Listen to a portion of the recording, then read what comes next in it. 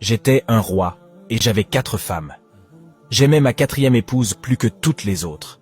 Je lui offrais de magnifiques présents et l'entourais de beaucoup de soins. Je la comblais de tout ce qu'il y avait de meilleur. J'aimais aussi ma 3e épouse. Je la présentais avec fierté au roi voisin, mais j'avais peur qu'elle ne parte un jour avec l'un d'eux. Ma 2e épouse était ma confidente.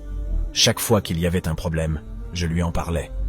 Ma 1re épouse était ma compagne la plus loyale. C'est avec elle que j'ai construit mon royaume.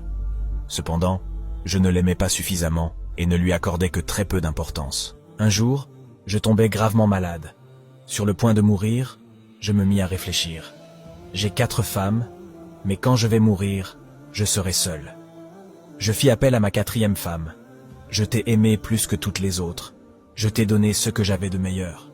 Maintenant que je suis en train de mourir, voudrais-tu venir avec moi? Voudrais-tu être ma compagne pour toujours? Tu es fou? Demanda-t-elle avant de s'éloigner sans ajouter un mot. Sa réponse me transperça le cœur comme un couteau aiguisé. Je fis appel à ma 3e épouse. Je t'ai aimé toute ma vie. Maintenant que je suis en train de mourir, es-tu prête à me suivre? Non, répondit-elle. La vie est trop belle. Quand tu seras mort, je vais me remarier. Sa réponse me surprit et me rendit encore plus triste. Ma 2e épouse vint ensuite. Je suis toujours venu vers toi dans mes moments les plus difficiles, et tu m'as toujours aidé. Maintenant, je vais mourir. Veux-tu que je te suive?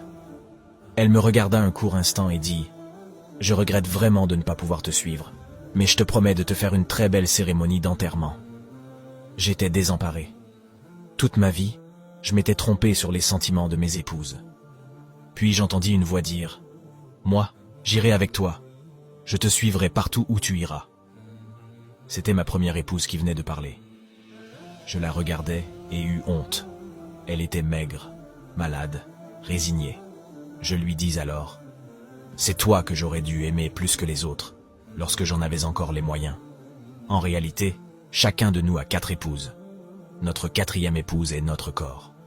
Quel que soit le soin que nous lui apportons, il nous quittera le jour de notre mort. Notre 3e épouse est notre richesse et notre situation sociale. À notre mort, nous n'emportons rien avec nous. Notre 2e épouse, ce sont nos amis et notre famille. Ils sont d'un grand soutien pour nous. Mais le jour de notre mort, tout ce qu'ils peuvent faire pour nous, c'est organiser nos funérailles. Notre 1re épouse, c'est notre âme, que nous oublions souvent et que nous traitons si mal.